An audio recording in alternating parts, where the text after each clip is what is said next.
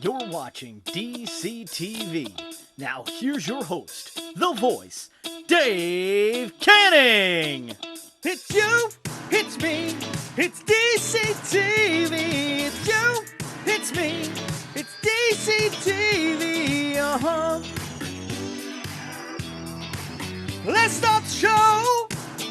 That is right, ladies and gentlemen. It is you, it is me, it is N.R.D. And tonight on the Wrestling Nerd Broadcast, we take a look into our closet, our cryptic closet, because on tonight's show, our guest this evening is Vinny Malave. Vinny, thank you so much for coming on the show with us tonight. No problem. Thank you for the really cool introduction. Oh, you are very welcome. I'm just happy I got your name right. Literally. That's all I care about. But yeah, so Vinny, we ask this to every guest of ours, so we'll start off the same. What makes you a wrestling nerd? Ooh. What makes me a wrestling nerd? I don't know. Maybe it could be the times where I find myself defending whether wrestlings are fake or not. The moments where I'm watching pay-per-view and I find myself getting sucked in like a little kid. Mm-hmm. Moments where I'm at a fucking Target or Walmart and I see a wrestling figure and I'm like, God damn it, I think I need it. Why? No fucking clue why. It's probably gonna hang up or lay somewhere in my closet, but I feel like I need it. It's like little moments like that that remind me that no matter how old I get, no matter how how far I've come in life, I still find myself feeling like a little kid sometimes when I watch wrestling. I still get lost in it. So whether you want to call it a nerdy, me being a nerd or just being a diehard fan, I'll take either or.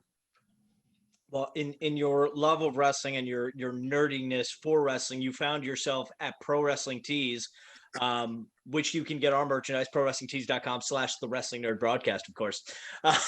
But Vinny helped us out, right? With those designs, yeah. emails and everything. Vinny helped us out a lot. Yep. Thank you. Yes. Yeah, no problem, man. Because our graphic artist is terrible. I'm just kidding, Dougie. We love you. But I'm just kidding. I'm kidding. I love Dougie. But Vinny, Dougie, Dougie, hey, send PNGs with no background. I'm the oldest guy, and I don't know how old you are, but I'm the eldest, and I'm handling it, so it's all on me. How old are you? So old I forget often. I'm turning 38 this year. Oh, okay. I mean, look, come on. You know, he's been like that since he was 12. Don't let it fool you. But so yeah, Vinny, how did you tell us how you came to work at Pro Wrestling Tees? How'd that all get started for you? So what's funny is when I applied there, Pro Wrestling Tees was still kind of like a brainchild. The only thing that was really there that kind of represented wrestling was the window wraps that Ryan had, because at that time we only had the main five, like Young Bucks, Cole Cabana, Kevin Steen, Joey Ryan. I know I'm missing one more, but we had like Cliff Compton and stuff. And those are the guys on the window. And when I first applied, I was working at the Square Circle, Lisa Marie's restaurant. And we were doing an event, and Ryan was there dropping off that's when he first did the Macho Man glasses. I don't know if you guys remember that. Oh yeah. But he did the Macho Man glasses, and he showed up to the event that we were at, and I got introduced to Ryan. A few months later, Barbershop Window was looking for a graphic designer. And I've been doing graphic design for, I don't know, about like 8-9 years at that point. So I decided to take a chance on my artistic ability instead of working as a server, and made the jump. Didn't know that I went into it thinking that I was going to be part of Barbershop Window and get to do wrestling stuff. But when I got there, it wasn't that at all. Like I ended up working for the 1 Hour Tee side, which is basically all just like custom orders and stuff. But then as years progressed, Pro Wrestling Tees evolved, got bigger. I got promoted, and now I'm in charge of crates and work on the Pro Wrestling Tee side and do 1 Hour Tees. I don't do 1 Hour Tee stuff anymore. It's all Pro Wrestling Tees. So it's been. What were you gonna say? No, I was just gonna say it's honestly been the best job I've ever had in my life. Ryan is the best boss. ever had. Most gracious and humble dude ever. He may be hard to read, and you may think that he's doesn't say much. Like sometimes he's really dry, but he has the biggest heart of anybody I know. Great. And so you mentioned that you work on the crates, and of course we have this this one of one so far, Brawler Balls. That was your brainchild. Before we get into these, what do you do with the crates exactly? So what I do is I work side by side with Ryan, and we map out every crate. Um, we map out what item's gonna go with what. We kind of map out each month ahead of time. Like right now, we have everything scheduled until like September, October. And then my job is to contact wrestlers, see who's willing to work with us and do 8x10s, see who wants to do a deal, who wants to do like a bundle, like, hey, would you be down to let us do a t-shirt design for you, and then whatever the deal is. And at that point, I deal with a lot of the international stuff. So things like brawler balls. If you guys remember the Lucha Brothers bottle opener, they're just Oh yeah. Yeah, What I use. Yeah, that's I love this thing. I designed the actual bottle opener, and then I contact people in China and get it made, make sure it arrives in time. And it's just like a lot of multitasking, really, man, because we got so many items coming in and out. We try to make sure we get everything ordered in time so that we're not delayed. There's no holdups. And a lot of that just takes like a lot of emails and a lot of juggling. But it's fun, man. I love what I do. I love that it involves wrestling. And I think the coolest part is having an idea like Brawler Balls and thinking, man, it'd be really cool to do, Madball styles, but wrestling theme.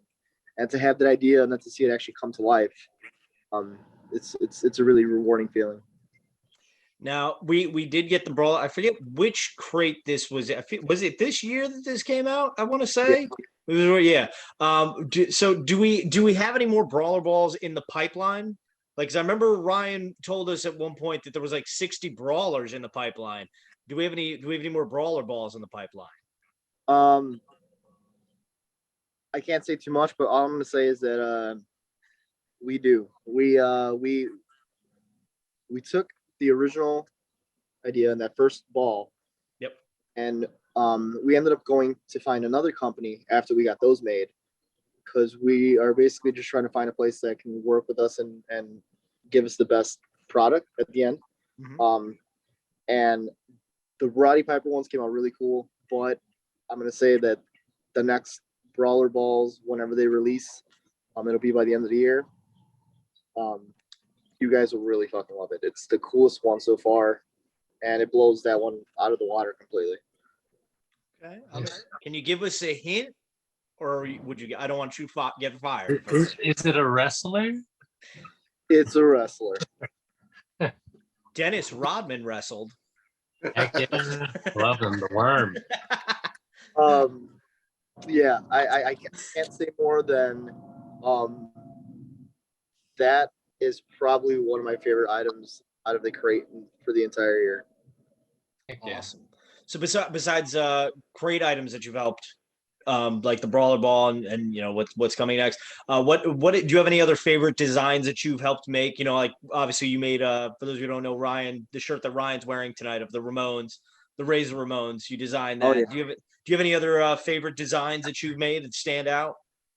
Besides the Ramones, honestly, the Brody one, the Brody Lee one, that Cole Cabana tends to wear a lot.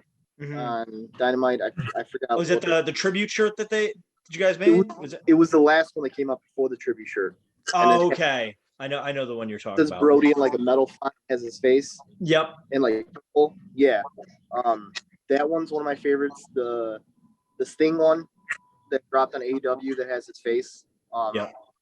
I did that one. That was probably the one moment where when I saw the wrestler actually wear it, I marked out and I turned into like Sting wear a t-shirt that you designed for him is like it'll never get old. You see it on screen and you almost have to pinch yourself, Yeah,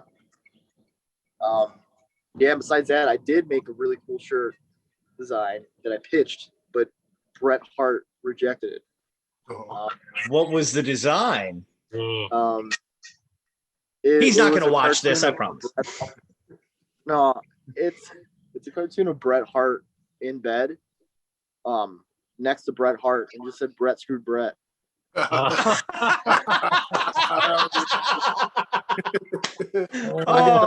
Dude, I had that on deck for about 6 years, and Ryan's like, "Yo, we signed Bret Hart. Should I send him this design?" And I was like, "Yes."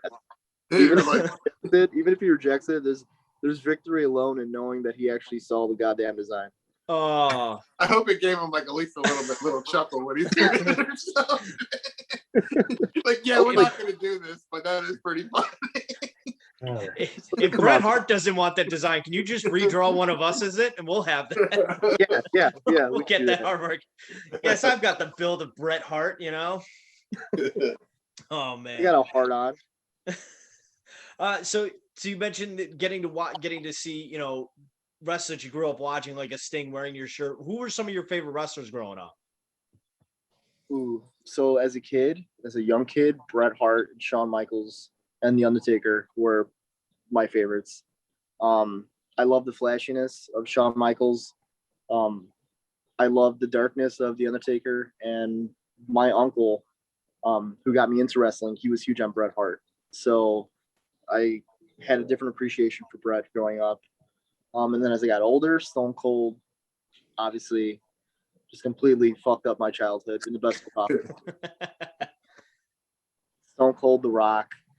And I mean, even now, I mean, there's a lot of wrestlers I really do love, but I'm more of a fan of wrestlers who, back in the day, I used to love all the flashy guys. I used to love Rob Van Dam. I used to love Jerry Lynn.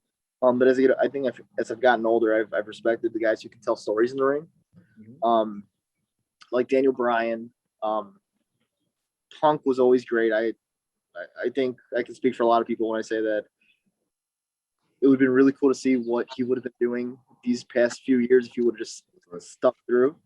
And yeah, I mean, Bret's still pretty high up there, and Taker. Yeah. Trying to think who else. I feel like there's one more I'm missing. I mean, Jericho, of course. Jericho's stood the test of time, and has done things that no other wrestler has done. So just like, it's a really interesting time that we're living in with AEW and all this stuff happening, because it's like, as many wrestlers that I've grown to love, there's so many new guys that are out that I'm just like, dude, this guy's insane. Like, I've never seen shit like this before.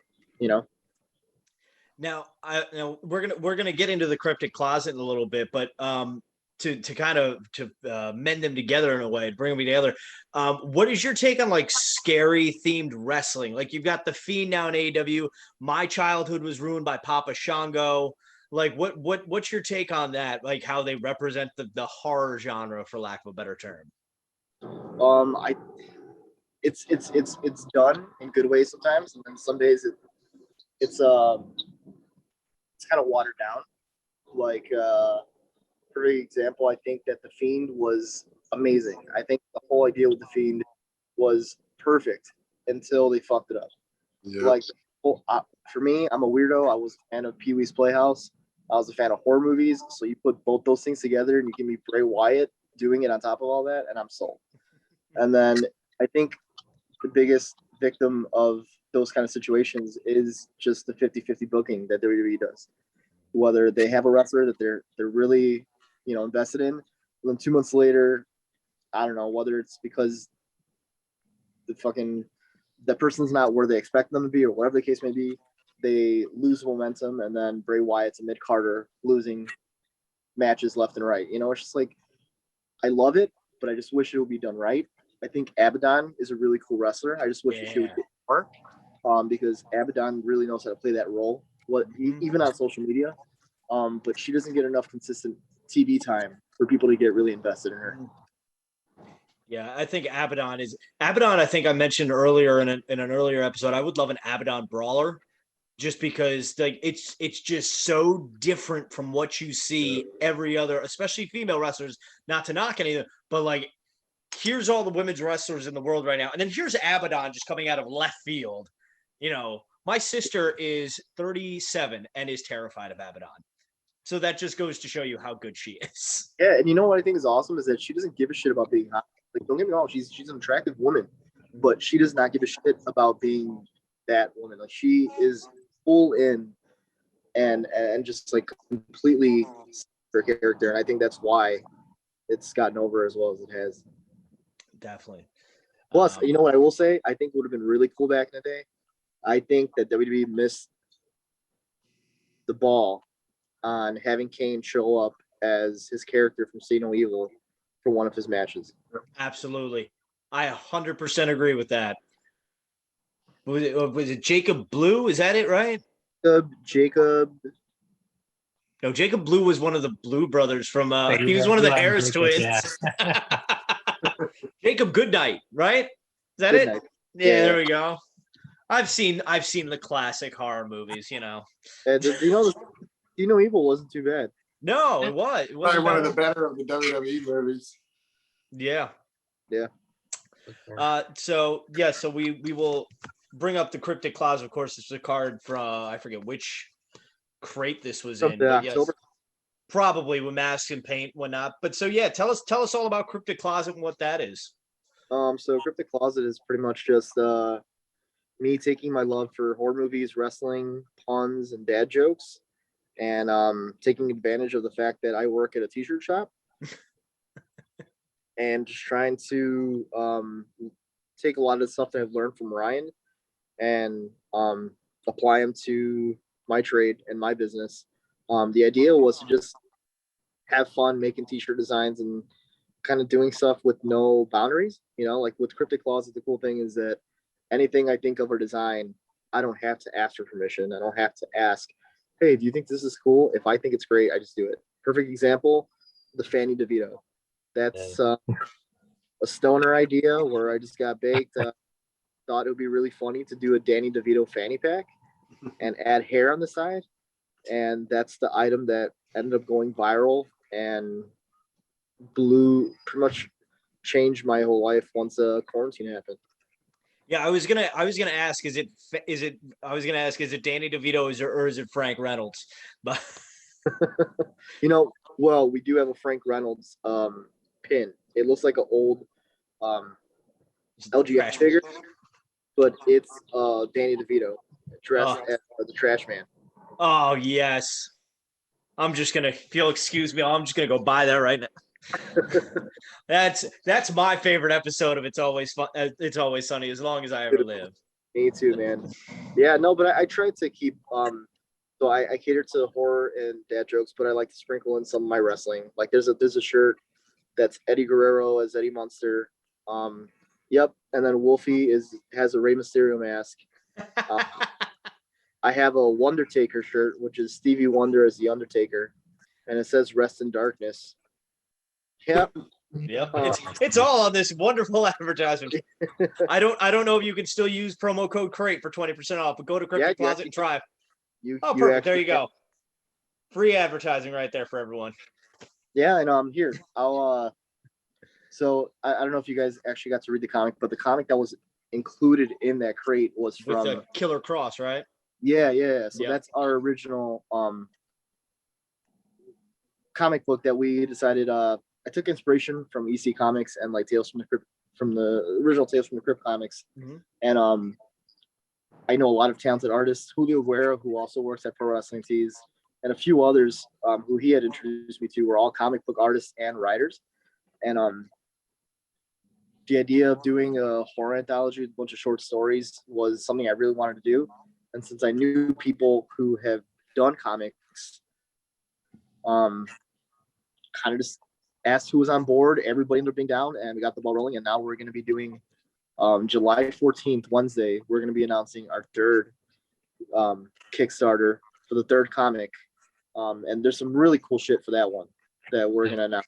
And we're not going to have Killer Cross on this one, but we are sticking to what we've been doing and keeping a wrestler on board for this project. Nice. I'm very intrigued now. And you said that was July 14th. That's Kickstarter's going to launch. Yep. Awesome. So if you have a site, we'll link it below for when that when we get that up. Yeah. Yes, and interested, and anybody ever have a a bucket list of being on a comic. When we first do the Kickstarter, we have a tier where you can donate. I forgot how much it is. It's like $250, but you can be drawn into the back of the comic book. Last year, I think we have like all these people's severed heads, and you can pay to have your severed head on the back of the comic. And Nice. the artist is insane. It looks fucking crazy. It makes me never want to draw when I see the stuff he does. But yeah, man. Use the crate coupon. We have a few of those free comics left. So if anybody who uses that coupon orders from us, I'll be sure to include a sample comic, that way you guys can check it out. And if those people like it and want to support us, again, the Kickstarter for the third one is on the 14th. Do they search Cryptic Closet? Do you know how they'll find it quite yet? Yeah, just go to thecrypticcloset.com. Okay. The Cryptic Closet on Instagram. That's usually where we do most of our posting and stuff. And yeah, I mean, I'm talking to Ryan. Hopefully in October we can do something involving Cryptic Closet. Because we do got the second comic, and since we already gave you guys the first comic, the crate, it almost feels fitting to have to do the second one and then the third one. And Sure. I'll tell you this much. Once this podcast is over, I'll tell you guys one of the big reveals for our third Kickstarter. All right. We're done. That's it. Good night, everyone. I want to know now. I do. What was that, Nick? No, I said you should be like, oh, I got to go take a shit, guys. It's been a great night. Great podcast. But so I mentioned this when we get to our top 3 Tuesday later, but being with the horror genre, this is my personal hot take. I don't like horror movies that I don't see as realistic, like your Freddys and your Jasons. I don't think if a guy can get shot 10 times, burned alive, and his head cut off, and then come back at the end, I just don't find that entertaining. But like you look at Saw and Scream, yeah, they take a lot of planning, but could legitimately happen. Like, where do you stand on the fence with that when it comes to horror movies? I love it. So here, let me turn tables really quick. So I know where you're coming from with Freddy versus Jason, but imagine you're a wrestling fan, right? And you're watching Undertaker versus Kane, 2 characters that are completely made up, that to somebody who doesn't watch wrestling would be like, so there's one guy's supposed to be dead and the other guy's his fucking brother. And his brother, you hear the whole story and you're like, what the fuck am I watching? But as a wrestling fan, you're like, listen, dude, those 2 characters, I love watching them growing up. This is gonna be awesome. That's kind of how I am with that. Like, I grew up on Freddy Krueger movies. I grew up on Jason Voorhees. And that movie was very ridiculous, very campy and cartoony, but it was like the WrestleMania match for horror fans, But no, I get that. For me, I enjoy all types of horror. It's same thing with wrestling. Like there's times where I enjoy comedic wrestling. I enjoy trashy, like I enjoy the super hardcore wrestling, the fucking death matches. And there's times where I want to watch an I Quit match, like just straight up Kurt Angle versus Chris Benoit. I just want to watch technical wrestling. Same with horror movies. Sometimes I want to watch psychological. Sometimes I want to watch a thriller. Sometimes I just want to watch a black and white Twilight Zone episode. So it all kind of depends on my mood.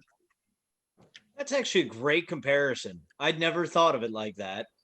Not that I wanted to offend anyone with the horror movies. I'm also a big baby, and it's like when the movie's rated R, I don't think we can watch. Can we leave the lights on for it? Speaking of that, you were talking about wrestlers that we were afraid of before. Wasn't there one you left out, Dave? You said you brought up Papa Shango. Wasn't there someone else you were afraid of? I used to be terrified of Goldust. Used to be terrified. Couldn't watch TV. 2000 was it the 2002 Royal Rumble? I watched at my friend Kenny's house, and Goldust came out number 1 or 2, and I literally left the room. I was like, "Hey, when that guy gets thrown out, let me know, and I'll come back in and watch." But what's funny is I met Dustin at a gas station after Extreme Rules in 2015, 14, something like that. And I met him at the gas station. My mom was shocked that I took a photo with him. Like, "Hey, are you Dustin? Can I get a picture? Cool." Face your fears. Exactly. Yeah, He was And hey- eating Slim Jims and vitamin water just like I do. I know. Would you have went up if he was in full gold dust paint? At the I would have Crystal gone and played in the middle of I-95 traffic. You would have been like, Somebody "Let hit me, know when please." he's done so I can pump my Fucking- gas. Exactly. Gold dust at the fucking gas station, dressed up as Gold Dust, eating goldfish crackers. Excuse me, officer. There's a man. He appears to be in complete face paint. I can't tell. I'm too afraid to look. You need to come to the gas station right now.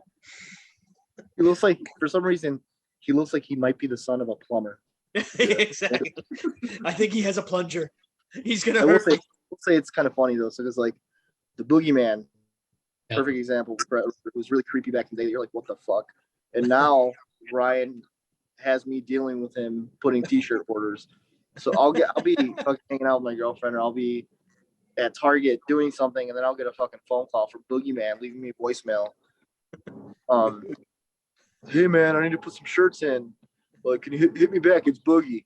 And I'm like, what the fuck's my life? That Boogeyman's calling me right now. The best part is that he thinks I'm Ryan. Ryan's telling him. So it's a big clusterfuck, man. Boogeyman thinks he's calling Ryan, but he's really calling me. It's a shit show. But it's pretty fun. I think about it as a kid. I'm like, man, if you would have told me as a child that I would be on the phone with Boogeyman taking his t-shirt order, I would have never fucking believed you. Yeah. I was never afraid of Boogeyman. I was finally at an age where I like know, like, okay, here's this guy. He likes worms. Exactly. He probably likes to fish in his off time. Well, Yeah, what's funny is I made a joke. I don't think he got it. Like, I don't think he thought it was funny. But like, he was frustrated because his package didn't come yet. And he's like, hey man, can you call UPS to make sure it comes? So I'm calling them. I'm like, hey man, it's gonna be there soon. He's like, man, whoever the driver is an idiot. I'm like, yeah. I was like, when he fucking shows up, just powerbomb his ass and stick some worms in his mouth. He didn't respond to me. He no-sold it. He acted like he didn't even get the text. I was like, that was funny. Like, fuck off. So now He didn't want to get in trouble if he actually went ahead and did that. It was UPS man gets power bombed in front of the yard and covered in worms. But what? Oh shit! Package dressed as the Boogeyman with his fucking staff, his Gandalf staff.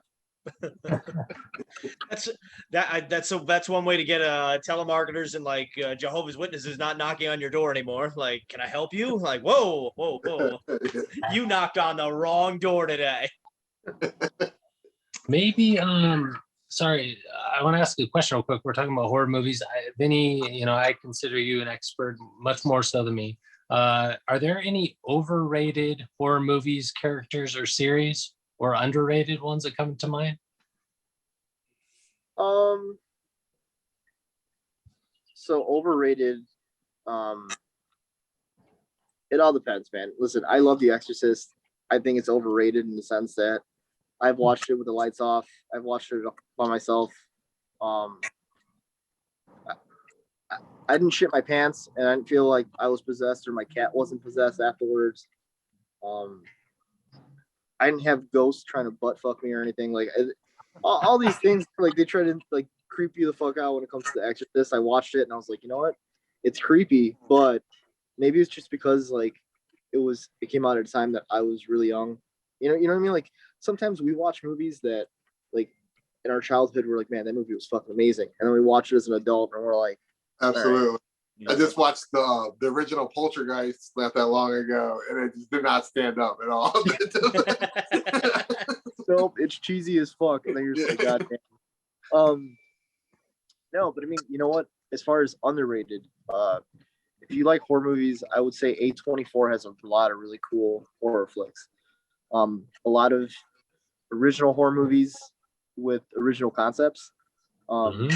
And I like that. I think nowadays I'm kind of turned off by so many people doing remakes and reboots that I kind of really enjoy when there's an original thinker and original director.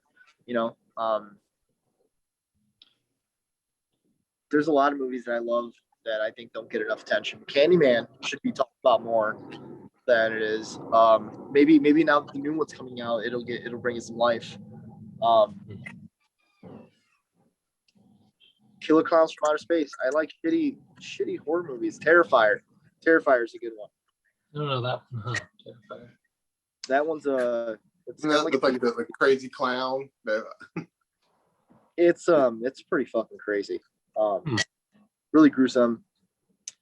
The Autopsy of Jane Doe. That one's a really good one. It's not super gory, but it's really intense and it's really well done. Train to Busan, if you haven't seen that, it's a good zombie movie. It's a foreign film, but it's probably the best zombie movie I've ever seen. Nice. Yeah, I watched pretty much anything and everything. I'm really excited for the new Dexter that's going to be coming out this fall. I didn't know about that. I also like that the sun's setting in Chicago right now, and it's just giving like this mood lighting on you. This hard light. You know, this mood lighting is actually the reflection of your guys' faces. Oh, see, we brighten. See, I've got all this light in my basement. Do you need more lighting, Vinny? I can help you if you need more lighting. I can get up there. Oh God, jeez, Ryan. Put on your new Wrestling Nerd merchandise. Good Lord. I'll blind you all. I don't want to blind you. Good Lord. What's your take on the scary movie, like the franchise scary movie? Is that like, as somebody who's so passionate about horror movies, do you take that? Do you take offense to that they spoof that? No, I love it, dude. I love comedy too. I love stand-up comedy. So, I can enjoy people making fun of shit that I like. If it's done well and it's funny, I'll laugh. If it's like Elon Musk on SNL, I won't laugh because it's not funny. But I mean, it's just like the wrestling when you watch Being the Elite. Some of these corny ass skits, they're just fucking funny. Mm-hmm. And sometimes they're just poking fun at themselves, you know. So yeah, I think if it's done well, I enjoy the shit out of it. I like laughing. I like laughing and shitting myself. Sometimes at the same time, yeah. I'm okay with that. The only reason I brought that up is because I had a buddy from high school when those came out, when the first one came out, and he got mad because he loved his horror movies so much. But he's like, this is just an insult to all the good horror movies. I'm like, why? He's like, just imagine if somebody made fun of wrestling. I was like, people make fun of wrestling all the time. Like, welcome to my Monday through Friday. But but I think it's that people are so quick to throw in their opinions, but in reality, I'm like, if you think of it in a different light, it's like, okay, well, people who haven't seen those horror movies, they're gonna watch Scary Movie and be like, okay, I gotta watch this horror movie so I can get these jokes. Then they're gonna go back, watch Scream, and there's a good chance that maybe, I don't know, 25% of those, I'm just pulling that number in my ass, might actually like the movie, and then that adds to the fan base, you know. So it's like, it may not always be a negative. It might be, you know, making fun of something you like, but on the other end, if I never seen Scream and I watched a Scary Movie, one of my first thoughts coming out of that would be like, well, I should probably watch that movie and then rewatch Scary Movie, and maybe I'll find it funnier, you know? Absolutely. So speaking of movies, we'll transition to our top 3 Tuesday. And our top 3 Tuesday this week. What did we go with again? As I'm blanking. Was it movies? Just horror movies in general? Yeah, so I was thinking maybe like a horror movie characters that would make good brawlers. Okay. So here, I'll go for. Okay. I think Kane from You Know Evil as Jacob Goodnight would be a fucking awesome brawler. Okay. With the weapon and the long rope, that hook. Mm-hmm. Oh yeah. And then what are your other two? My other two. I think Jason X. That movie is so stupid and ridiculous, but he looks funny as shit. You ever seen him when he's all juiced up? Yeah. Yeah, he looks, just because he looks so ridiculous, and he looks like a literally like a luchador. When I first saw him, I'm like, he looked like a ridiculous luchador. I think Jason X would be a really good micro brawler. And if I had to pick one more, I don't know if this would be considered horror, but in a way, if you guys like Hellboy, but I think Hellboy would make a really fucking cool micro brawler, especially him as a luchador. You know, when he goes to Mexico and wrestles and shit. Yep. That would be the perfect. Yes. Yeah. All right, Nick. What is your top 3 Tuesday? All right. Well, I'm gonna go. I just recently watched this movie. That's why I went with it. But the nun from the Conjuring thing is super freaky. Yeah. So I think it would make it like it kind of like I don't really normally get spooked out by horror movies. I'm just gonna cover my eyes. It messed me up the wrong way. So that, and then I thought maybe just because they could do it like Andre and make it a little bit taller, but Slender Man. That's good. Okay. That's good.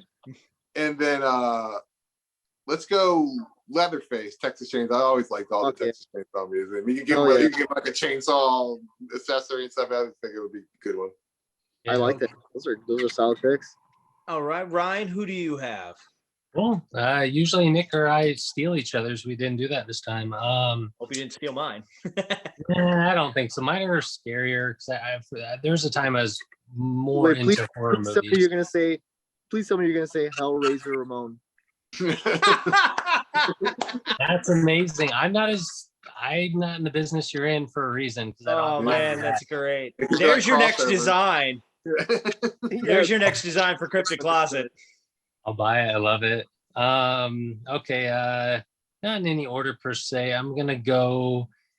Well, see, this isn't a horror movie. Vinny can say if it counts. Ashley Williams should be dead too. I want the chainsaw arm. I want the boomstick. Yeah, for sure. And then this isn't as known. 1994, the movie In the Mouth of Madness. I watched half of it when I was like 9 or 10. Quit watching it on my own accord because I was scared. About a decade later, I finished it. Movie. Yeah. It's a mindfucking movie. John Carpenter's crazy. Oh yeah, but the character Sam Neill from Jurassic Park plays John Trent, but him in the straight jacket, all the black crosses all over him. I like it. Cool. I wasn't even thinking about that. That's a fucking good pick. Nice. Yeah, it's one of my favorites. And then third pick, I'll go Bill Moseley playing Otis P. Driftwood from House of Thousand Corpses. That's one of my favorites. Yeah, the burgundy red robe, the long stringy blonde, white hair, white face, black accents, just badass to me. I've always liked that look. I love those picks, man. Great. All right, get ready to be disappointed by my picks then. So just show how big into horror and how much of a fraidy cat I am. Casper the Ghost. Vampire from Hotel Transylvania. Yeah, Casper the Ghost. Great, you already stole them. No. So I'm gonna go with Ghostface from the Scream movies. Nice. I thoroughly enjoy those. Yeah. Number two, I'm gonna go with I don't even know if he officially had the puppet from Jigsaw with the spirals on his cheeks. I think it is Jigsaw, right? Is that it? Jigsaw? Okay, yeah. And then number three, I've said this before, but Jack Torrance from The Shining. Yeah, that's it. If that counts. Oh yeah. Because we talked about like how on the packaging it could just like be the brawler coming through the door. So or do new Jack Torrance. Yes. There you go. We've given you two ideas for Cryptic Closet. You know, as you guys are telling me your picks, I think another one that would be this isn't horror, but it kind of stands with pop culture and movies. Hold on. RoboCop. Yeah. That would be fun. Because he shot a dude in the dick and he came out with Sting. Yeah, I'm about to say he can fit right into your WCW section of your brawler display. There you go. True. Because we'll eventually get a Sting brawler, hopefully, one day. Watch, don't worry, because tomorrow or like tonight while I'm laying in bed, I'll think of a really good one, and then I'll message Ryan last minute. I'm like, dude, I think I got another one. Well, you are more than what we'll drop it below in the. If any of our listeners have any, please. Yes, put them in the comments below if you have any horror villain wrestling mashups. You know. Yeah, if there's a good mashup, maybe I'll put one together. We could, or maybe in the near future, I'll put a t-shirt design together for you guys.